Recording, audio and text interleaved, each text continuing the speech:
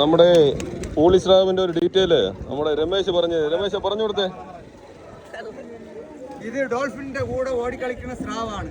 ഇതിന് ഏകദേശം മറ്റേ സ്രാവിന്റെ ടേസ്റ്റ് ഒന്നും കിട്ടത്തില്ല. ഇത് എപ്പോഴും കിട്ടത്തില്ല. കിട്ടിയാലും വിലയും ടേസ്റ്റും കുറവാണ്. സ്രാവിന്റെ പേര് സ്രാവ്. സ്രാവിന്റെ പേര് രമേശിന് അറിയില്ല. സ്രാവിന്റെ പേര് എനിക്ക് അറിഞ്ഞൂടാ. ഇത് ഇന്ന് വെട്ടോ രമേശ? ഇന്ന് വെട്ട്.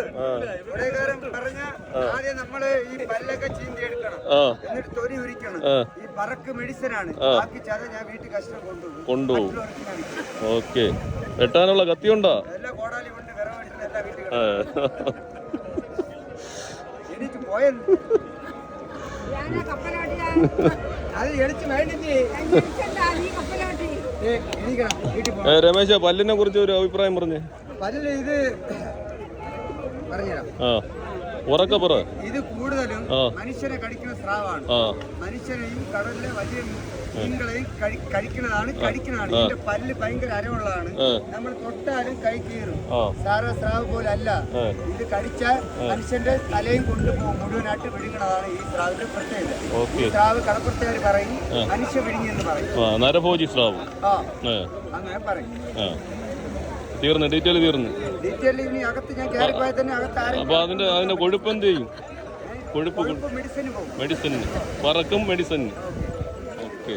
രമേശ് കണ്ട സ്രാവിന്റെ പുറത്ത് കയറിയിരിക്കുന്നത്. ഇന്ന് ഈ സ്രാവിനെ വെട്ടുമെന്നാണോ പറയുന്നത്? എത്ര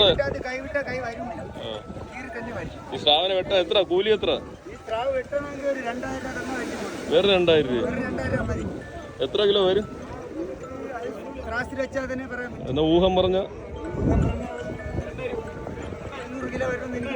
200 കിലോ. ഓക്കെ. 200 കിലോ വരുമെന്നാണ് പറയുന്നത്.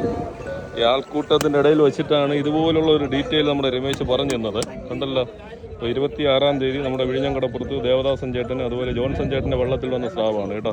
അങ്ങനെ ഒന്ന് പറഞ്ഞു കഴിഞ്ഞാൽ രണ്ടുപേരും കൂട്ടായിട്ട് രണ്ടുപേരും ഷെയറായിട്ടാണ് കൊണ്ടുവന്നത്. പക്ഷേ ദേവദാസൻ ചേട്ടൻ്റെ വെള്ളത്തിലാണ് കയറ്റി കൊണ്ടുവന്നത്. അപ്പോൾ മറ്റ് അച്ഛനി സ്രാവിനെ പോലെ നമ്മൾ നേരത്തെ പറഞ്ഞിട്ടുണ്ടായിരുന്നു വില കൂടുതൽ പോകാനായിട്ട് സാധ്യതയില്ല. കാരണം ഇതിൻ്റെ ഈ പറക്കിൻ്റെയൊക്കെ സൈസ് കുറവാണ്. അതുമാത്രമല്ല ഇതിൻ്റെ വാല് വന്നിട്ട് ഡോൾഫിൻ്റെ ആ ഒരു ഷേപ്പിലാണ് ഇതിരിക്കുന്നത്. അതുമാത്രമല്ല ഇതിൻ്റെ പല്ലൊക്കെ കണ്ട അച്ചിനി സ്രാവിൻ്റെ പല്ലും അതുപോലെ അതിൻ്റെ ആ ഫേസും കാര്യം ഇതുപോലെയല്ല. ഇത് ഊളി സ്രാവെന്നോ ഇല്ലെങ്കിൽ എലി സ്രാവെന്നോ നരി സ്രാവെന്നൊക്കെ പറയാം കേട്ടോ.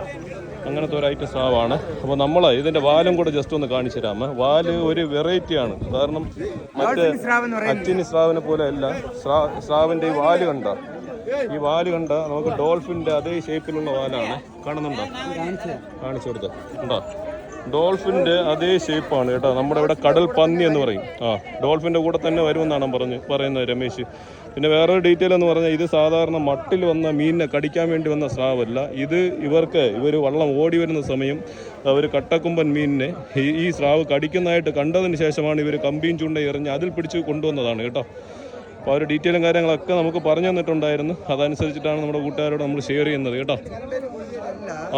വേറെ കടലിൽ കിടന്ന് മീനെ കടിച്ചോണ്ട് കിടന്നതാണ്. അത് കണ്ടിട്ടാണ് അവര് വേറെ ചൂണ്ടയിട്ട് കൊളുവി എടുത്തത്. ഓക്കെ. പിന്നെ പ്രത്യേകിച്ച് നമുക്ക് നേരത്തേക്ക് നമ്മൾ പറയത്തില്ലേ, നമുക്ക് ടൈറ്റിൽ എഴുതുമ്പോൾ എന്താ പറയുക, നമ്മൾ പറയുന്നതെന്ന് പറയാൻ നരഭോജി സ്രാവ് എന്നൊക്കെ പറയാറില്ലേ, അതേ ഐറ്റം ഇത് തന്നെയാണ് കേട്ടോ. മറ്റു നമുക്ക് അച്ചിനി സ്രാവിനെ പറയണ്ട, ഈ സ്രാവ് നരഭോജി സ്രാവ് തന്നെയാണ് കേട്ടോ. അതിൻ്റെ പല്ലും കരങ്ങളൊക്കെ നമ്മുടെ കൂട്ടുകാർ കണ്ടാണുമല്ലോ.